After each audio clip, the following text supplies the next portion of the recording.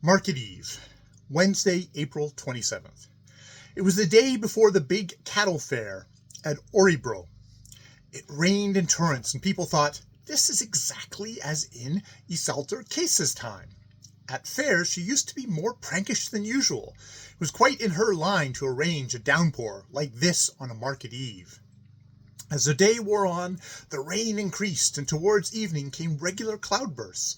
The roads were like bottomless swamps. The farmers who had started from home with their cattle early in the morning, that they might arrive at a seasonable hour, fared badly.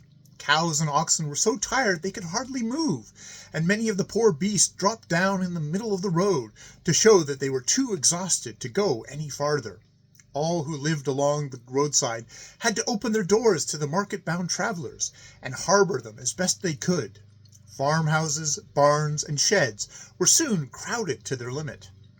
Meanwhile, those who could struggle along towards the inn did so, but when they arrived they wished they had stopped at some cabin along the road. All the cribs in the barn and all the stalls in the stable were already occupied. There was no other choice than to let the horses and cattle stand out in the rain. Their masters could barely manage to get under cover. The crush and mud and slush in the barn yard were frightful. Some of the animals were standing in puddles and could not even lie down.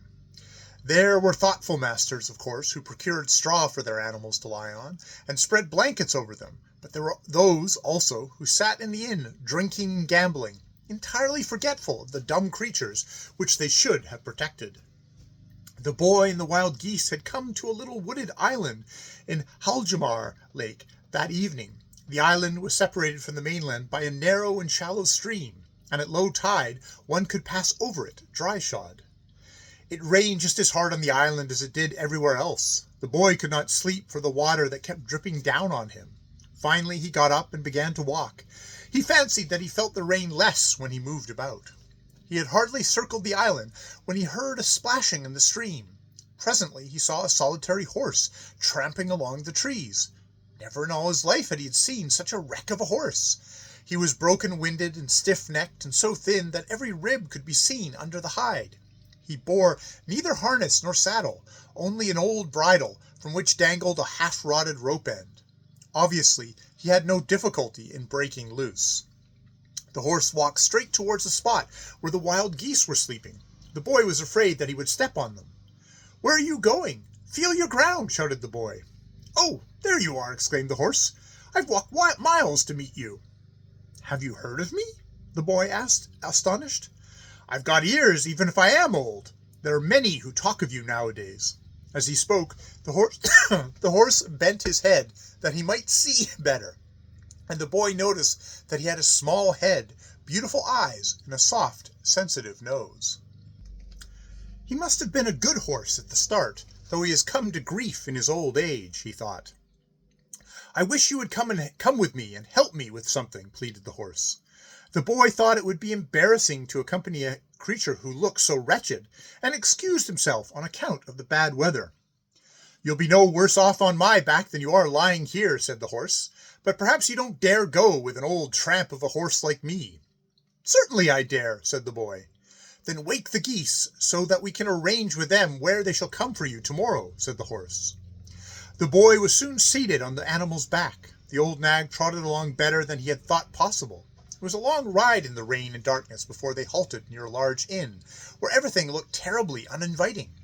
The wheel tracks were so deep in the road that the boy feared that he might drown should he fall down into them. Alongside the fence which enclosed the yard, some 30 or 40 horses and cattle were tied, with no protection against the rain, and in the yard were wagons piled with packing cases, where sheep, calves, hogs, and chickens were shut in. The horse walked over to the fence and stationed himself. The boy remained seated upon his back, and, with his good-night eyes, plainly saw how badly the animals fared. "How do you happen to be standing out here in the rain?" he asked. "We're on our way to a fair at Wndrfl, but we were obliged to put up here on account of the rain. This is an inn, but so many travelers have already arrived that there's no room for us in the barns." The boy made no reply, but sat quietly looking about him. Not many of the animals were asleep, and on all sides he heard complaints and indignant protests. They had reason enough for grumbling, for the weather was even worse than it had been earlier in the day. A freezing wind had begun to blow, and the rain which came beating down on them was turning to snow. It was easy enough to understand what the horse wanted the boy to help him with. "Do you see that fine farmyard directly opposite the inn?" remarked the horse. "Yes, I see it," answered the boy. "I can't comprehend why they haven't tried to find shelter for you all in there. They're already full, perhaps?" "No, there are no strangers in that place," said the horse. "The people who live on that farm are so stingy and selfish that it would be useless for anyone to ask them for harbor." "If that's the case, I suppose you'll have to stand where you are."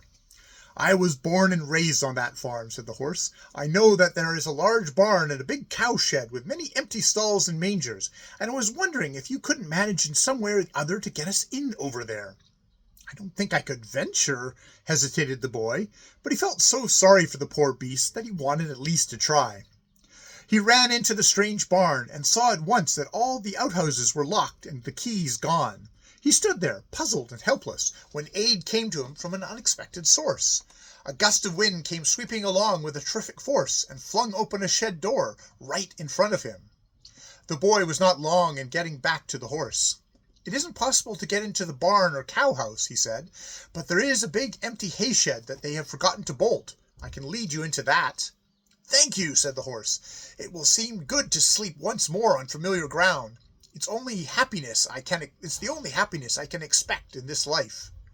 Meanwhile, the flourishing farm opposite the inn, the family sat up much later than usual that evening. The master of the place was a man of 35, tall and dignified, with a handsome but melancholy face.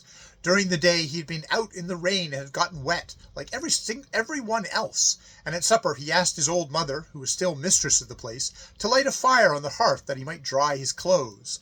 The mother kindled a feeble blaze, for in that house they were not wasteful with wood, and the master hung his coat on the back of a chair and placed it before the fire. With one foot on top of the andiron and a hand resting on his knee, he stood gazing into the embers. Thus he stood for a whole 2 hours, making no move other than to cast a log on the fire now and then. The mistress removed the supper things and turned down his bed for the night before she went to her own room and seated herself. At intervals she came to the door and looked wonderingly at her son. "It's nothing, mother. I'm only thinking," he said. His thoughts were on something that had occurred shortly before. When he passed the inn, a horse dealer had asked him if he would not like to purchase a horse, and had shown him an old nag so weather-beaten that he had asked the dealer if he took him for a fool, since he wished to palm off such a played-out beast on him. "Oh, no," said the horse dealer. "I only thought that inasmuch as the horse once belonged to you, you might wish to give him a comfortable home in his old age. He has need of it." Then he looked at the horse and recognized it as one which he himself had raised and broken in, but it did not occur to him to purchase such an old and useless creature on that account. No, indeed, he was not one who squandered his money. All the same, the sight of the horse had awakened many memories, and it was the memories that kept him awake.